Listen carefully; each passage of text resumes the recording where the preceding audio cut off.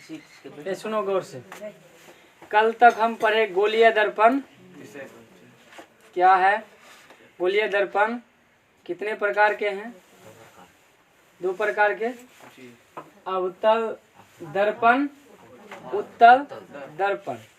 आज पढ़ेंगे गोलीय दर्पण की कुछ परिभाषाएं, माने कुछ चीज इसका है, कुछ बात इसको पढ़ना पड़ता है जिसको हमको उसको परिभाषा के द्वारा समझने का प्रयास करेंगे।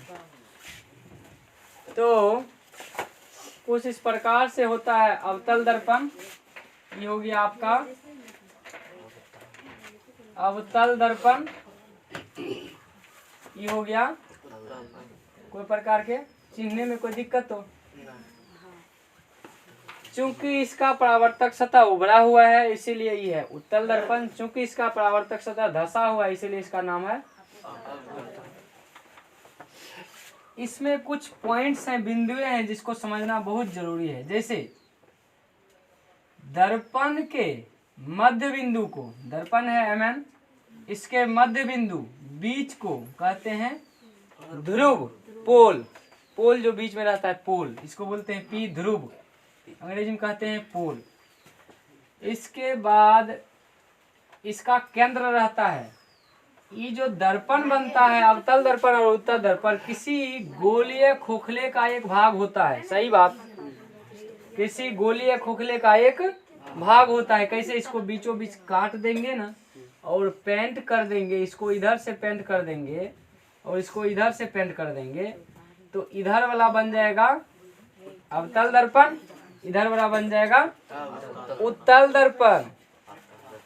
और ये जो गोला का केंद्र होगा, गोला जो काटे होंगे, काट के दर्पण बनाने के लिए, ये गोला का कहीं ना कहीं तो केंद्र बिंदु होगा। केंद्र, केंद्र समझते हैं, सेंटर। इसका कहीं ना कहीं सेंटर होगा। उस सेंटर जिस भी बिंदु पर होगा, जहां पर भी होगा, मान लीजिए यहाँ है तो इसको ही बोलते हैं क्या? केंद्र।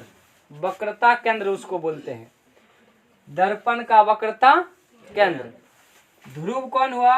ये जो जिस होकर के जा रहा होगा, ये बिंदु यहाँ से यहाँ दर्पण है, इसका बीच जो बिंदु है इसको बोलते हैं दर्पण के मध्य बिंदु को दर्पण का ध्रुव कहते हैं। दर्पण जिस खोखले गोले का भाग होता है उसके केंद्र को वक्रता केंद्र कहते हैं। 2 चीज समझ में आ गया। सभी चीजों को बारी बारी से समझते जाते हैं, उसका परिभाषा के साथ, समय का लॉस नहीं होगा। तो पहला यहाँ लिखते हैं, पहला चीज है, क्या चीज आया? ध्रुव। इसको अंग्रेजी में कहते हैं POL, पोल, जिसको सूचित करते हैं P से। ध्रुव किसे कहते हैं? गोलीय दर्पण उत्तल हो या अवतल हो, गोलीय दर्पण के मध्य बिंदु को दर्पण का ध्रुव कहते हैं। दर्पण का ध्रुव कहते हैं। ध्रुव समझ गए? गोलीय दर्पण के मध्य बिंदु को दर्पण का ध्रुव कहते हैं। दूसरा है इधर वक्रता केंद्र। वक्रता केंद्र, centre, CNTR, centre of curvature, जिसको सूचित करते हैं C से, सेंटर ऑफ कर्वेचर। क्या किसको कहते हैं? ये जो खोखला गोला है, अच्छा, सेंटर ऑफ कर्वेचर, वक्रता केंद्र कहते हैं। ये जो वक्र है ना, वक्र टेढ़ी मेढ़ी रेखा, इधर वक्र के केंद्र, वक्र के केंद्र यानी कि खोखले गोले, सॉरी, अब दर्पण, दर्पण जिस खोखले गोले का भाग होता है, सॉरी, जिस खोखले गोले का भाग होता है उसके केंद्र को दर्पण का वक्रता केंद्र कहते हैं। अच्छा, खोखले गोले क्यों लिखा? अच्छा, गोला जो है ना भरल भी होता है, खोखला के अलावा, समझा? उसके अंदर कुछ ठूसा हुआ रहता है, तो उसको काटेंगे तो क्या ऐसे बनेगा क्या? तब दो सतह नहीं होगा, पूरा होगा उसमें अंदर में सामान कुछ, मतलब कि उसमें भी वस्तु रहेगा। तो इसलिए कहते हैं खोखले गोले का जो भाग होता है उसके केंद्र को क्या कहते हैं? वक्रता केंद्र। इसके बाद है वक्रता त्रिज्या। पी ध्रुव और सी वक्रता केंद्र के बीच के दूरी को वक्रता त्रिज्या कहते हैं। उसके बाद है वक्रता त्रिज्या, वक्रता त्रिज्या। गोलीय दर्पण के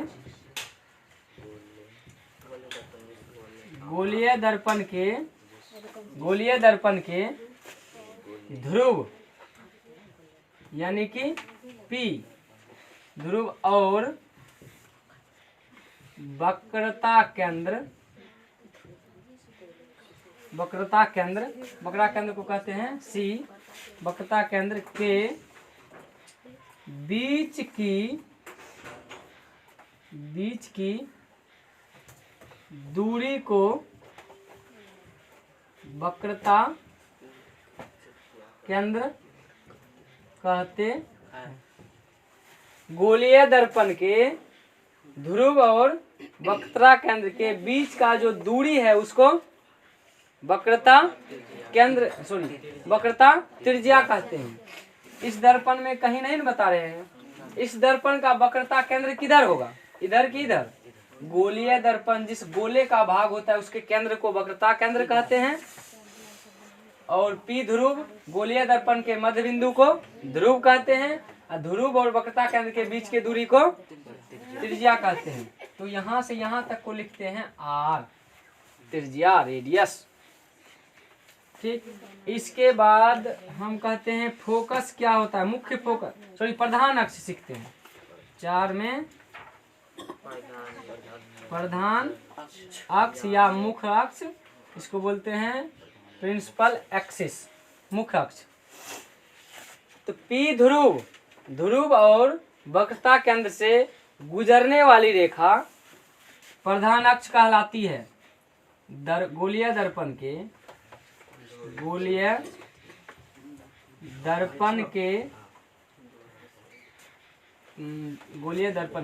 ध्रुव और वक्रता केंद्र से होकर गुजरने वाली रेखा को प्रधान अक्ष या मुख्य अक्ष कहते हैं। ये जो अक्ष बनता है ना ऐसे करके, ये अक्ष को कहते हैं प्रधान अक्ष। प्रधान बीचों बीच जो रेखा खींचते हैं इसको बोलते हैं प्रधान अक्ष। प्रधान अक्ष किसको बोलते हैं? पी ध्रुव, पी और सी से होकर गुजरने वाली रेखा को प्रधान अक्ष कहते हैं, पीसी। अगला पढ़ते हैं फोकस।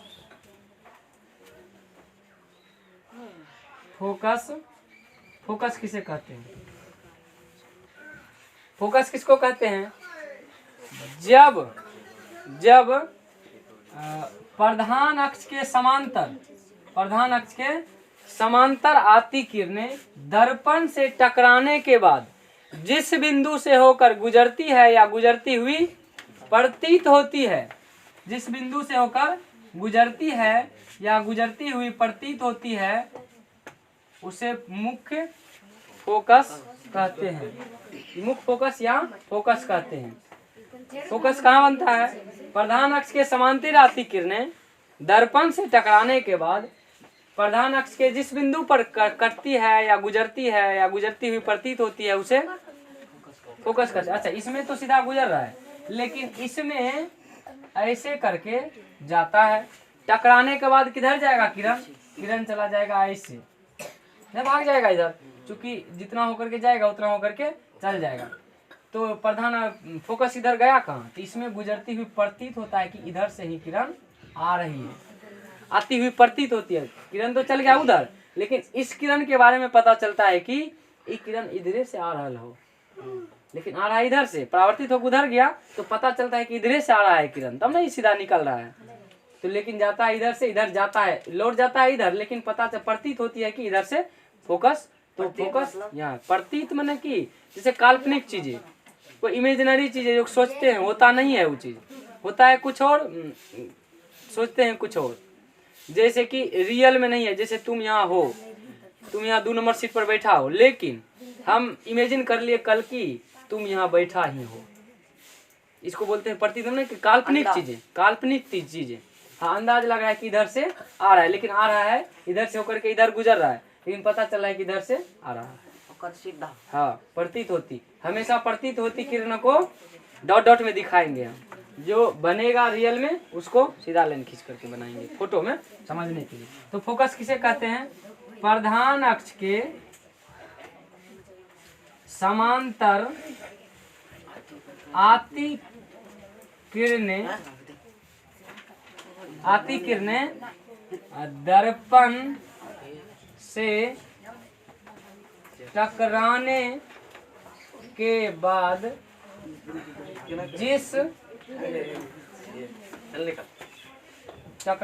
बाद प्रधान अक्ष के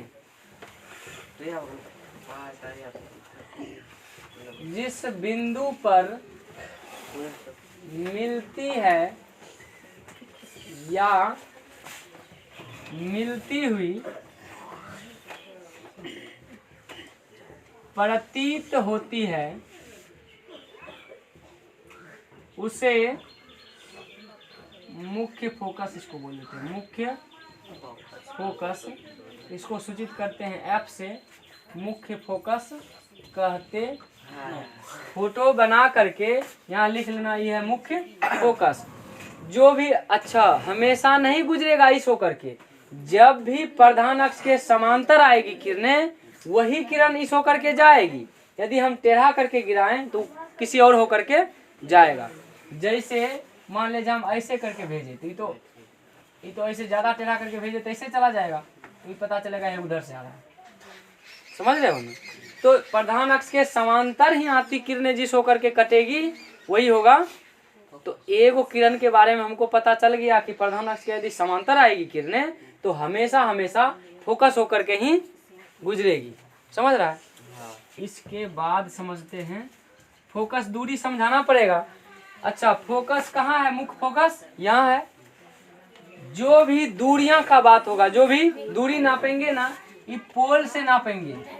गाँव सब में पोल नहीं गाड़ देता है कहीं कहीं आरी के पास, तो सब दूरी वहीं से नापता है, जिसका भी खेत नापने का शुरुआत हो। तो पोल से हमेशा सब दूरी नापेंगे। और एक इम्पोर्टेंट बात, ये अवतल दर्पण में बाएं तरफ, अवतल दर्पण में बाएं तरफ, उत्तल दर्पण में दाएं तरफ है। हमेशा ध्रुव, फोकस और वक्रता केंद्र अवतल दर्पण में बाएं तरफ, देखो बमलेटरा है, ये हो गया दाएं तरफ हमेशा। चूंकि खोखले गोले जिस दर्पण का भाग होता है वो गोला का केंद्रीय तरफ ना सब दूरी होगा, और ये भी गोला इधर होगा। चूंकि गोला से काटते हैं 2 भाग तो 2 तरफ हो जाता है। एगो दूसर तरीका का, एगो दूसर तरीका का। अगर ये बोलेंगे कि फोकस दूरी क्या है, तब अपने मन से परिभाषा बना सकता है। और फोकस के बीच की फोकस दूरी को ना छोटी वाला एफ से सूचित करते हैं हमेशा।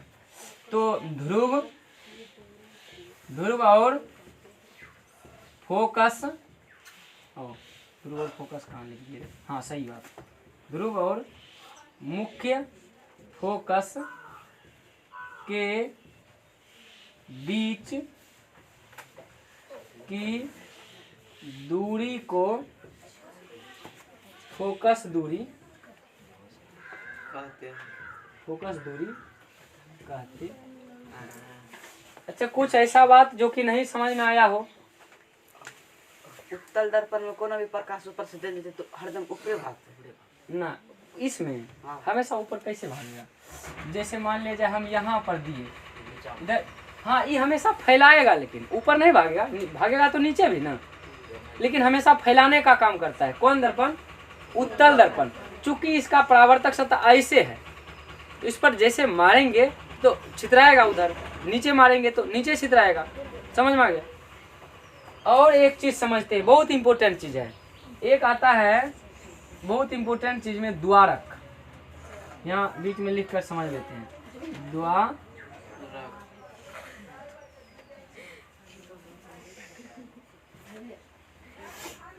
द्वारक किसको बोलते हैं? द्वारक क्या है? जैसे इसको मान लो कि एक तावा है, तावा में ना रोटी जिस पे बनाते हैं, तो तावा ऐसे रहता है, ऐसे करके नहीं रहता है, ऐसे थोड़ा सा गड्ढा रहता है। उस तवा पर रोटी जो देते हैं तो वो जैसे हो जाता है, नीचे नहीं हो जाता है, रह जाता है। फिर उल्टाते हैं तो फिर ऐसे करके फिर नीचे चल जाता है। तो फुल्का हो जाता है तो ऊपर नहीं चल जाता है ना। उस पर समझ लो कि एगो व्हाइट वाला धोती को, गरम तवा है रखल है, धोती ला करके उस पर ऐसा करके रख देंगे तो क्या होगा? पहले कॉर्नर कट जाएगा, कॉर्नर उसका नहीं कट जाएगा, सब कट के ना तवा पर गिर जाएगा तो जल जाएगा। तवा पर गिरने नहीं देना है, जैसे फैलाए ना ऐसे करके रख के काटा ना, बस बीच वाला पकड़ने वाला कोई आदमी चिमटा लग पकड़ने है, धोती में खींच लेंगे। वो जो गोल गोल बनेगा वृत्त, उसको बोलते हैं द्वारक। उसको क्या बोलते हैं?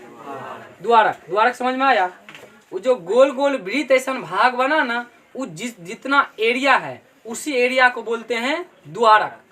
द्वारपाल सुना है? द्वार पर जो खड़ा रहता है द्वारपाल, तो वही है उसका ना, उसका क्षेत्र जो है, जितना बड़ा क्षेत्र है उसको बोलते हैं द्वारक। द्वारक क्लियर हो गया?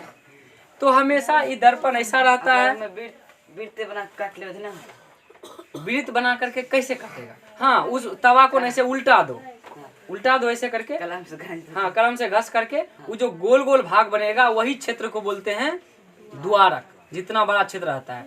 अच्छा, वो द्वारक और जो तवा का भाग है दोनों बराबर होगा? कभी बराबर नहीं होगा। जैसे मान लिया धोती कट गया ना, पूरा बीच वाला उसको ना नीचे में सटा दो दर्पण में, तो छोटा हो जाएगा ना। तो यानी कि दर्पण का जो एरिया होगा वो बड़ा होगा, किससे? द्वारक से। ऑब्जेक्टिव आता है, दर्पण का जो एरिया रहता है वो एरिया, और द्वारक में बड़ा कौन हुआ? दर्पण का एरिया बड़ा हुआ, द्वारक छोटा हुआ। समझ गया? इस सब पॉइंट में कोई दिक्कत भी है समझने में? नॉर्मल चीज है, इस सबको याद रखना है।